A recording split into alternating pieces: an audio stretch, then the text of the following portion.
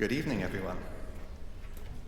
I'm honored to have been invited to read for you some excerpts from the very many beautiful and heartfelt letters that the formidably gifted Mendelssohn siblings, Fanny and Felix, wrote to each other in their youth, and in this case between April and October of 1829. These were pivotal months in the lives of both brother and sister. At the age of 20, Felix departed for his first visit to the British Isles, taking a major step towards international professional renown as one of the leading composers of his generation. Fanny's side of the correspondence shows her intense sense of devotion to her younger brother as both a human being and a musician, but one also gets a sense of her vicarious thrill in hearing about his freedom to travel and to pursue professional ambitions in public. This was a time when Fanny was contemplating her engagement and marriage to the artist Wilhelm Hensel, alongside her own increasingly complicated relationship to the compositional aspirations she had shared with her brother since their childhood. Poignantly, when Fanny's wedding did ultimately take place on the 3rd of October 1829, Felix was unable to attend. In fact, he was stuck in London after a traffic accident in which he fell from a carriage and sustained a rather serious injury to his knee. Now, if there's a silver lining to that unfortunate story, it's that Fanny and Felix kept writing letters during their prolonged separation, and these letters have survived in the music historical record. And so as a consequence, we get to eavesdrop on this major life transition from the first-person perspectives of both siblings some 200 years after it happened. First, then, we'll join Fanny on the eve of her brother's departure for the British Isles. I'll now read Fanny's letter to Felix from Berlin, 15th of April, 1829. Although we have only written yesterday, I feel as if I must send you a few lines on the eve of your embarkation. Give it what names you like, sentimentality or anything else, you cannot call it worse. And I find a pleasure in glancing from our quiet tete-a-tete into that varied life of yours. You cannot possibly at such a moment spare time for my contemplative mood, but never mind, it is an old saying, everybody writes to himself. I write to myself. When you receive this, the watchword will be tomorrow for England. I remember you saying one day that we are apt to feel overpowered when somehow we hold an episode of our life in our own hand. Such it seems at present. Is there in the world any printer's border to be compared to the uniting and still so disuniting ocean? The sea is the aqua fortis, may chemists say what they like, and to be on the other side of it, by yourself, so free and young, with your capacities and prospects, a wonderful idea. It is assuredly our special privilege and a favor from heaven we can never enough acknowledge that you are you, and may it remain so.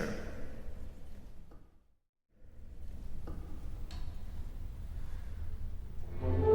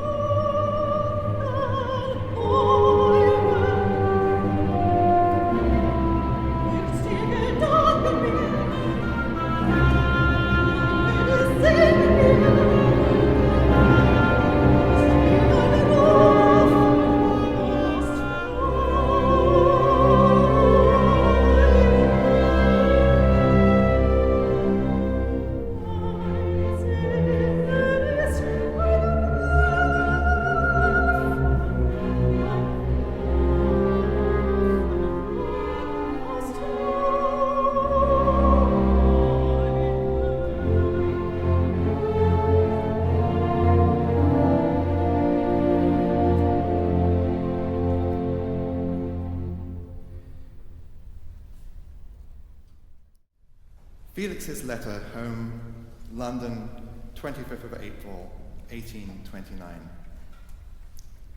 London is the grandest and most complicated monster on the face of the earth.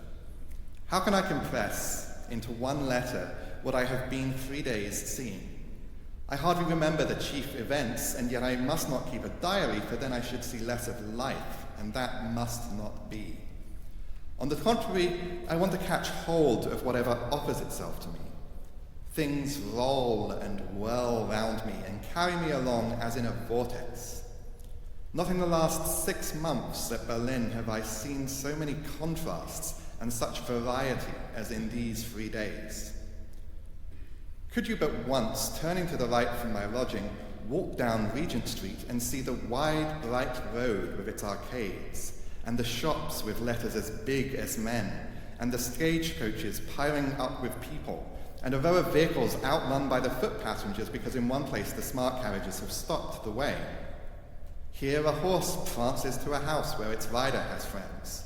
There you see men used as ambulating advertisement boards. However, do not be alarmed.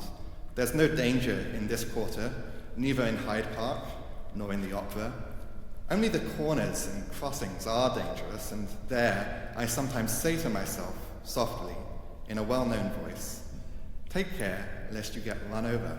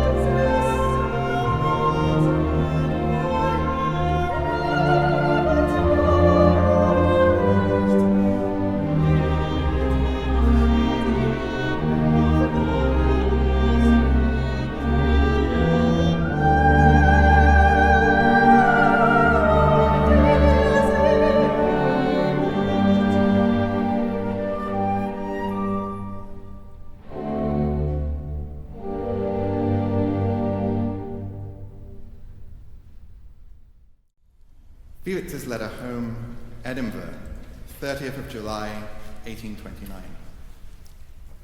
Beloved ones, it is late at night, and this is my last day in the town of Edinburgh. Tomorrow morning we go to Abbotsford to see Sir Walter Scott. The day after tomorrow, into the Highlands. The windows are open, for the weather is beautiful and the sky full of stars. In the evening twilight, we went today to the palace where Queen Mary lived and loved. A little room is shown there with a winding staircase leading up to the door. Up this way they came and found Rizzio in that little room, pulled him out, and 3 rooms off there is a dark corner where they murdered him. The chapel close to it is now roofless, grass and ivy grow there, and at that broken altar, Mary was crowned Queen of Scotland. Everything around is broken and mouldering, and the bright sky shines in. I believe I found today in that old chapel the beginning of my Scotch symphony. Now, farewell.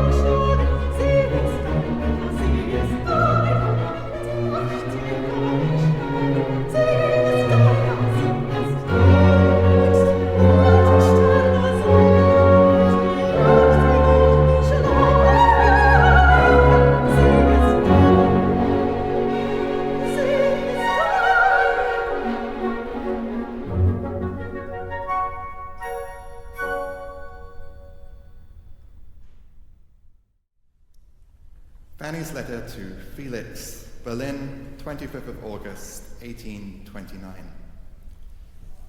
You yourself are familiar from past experience with certain chains of events.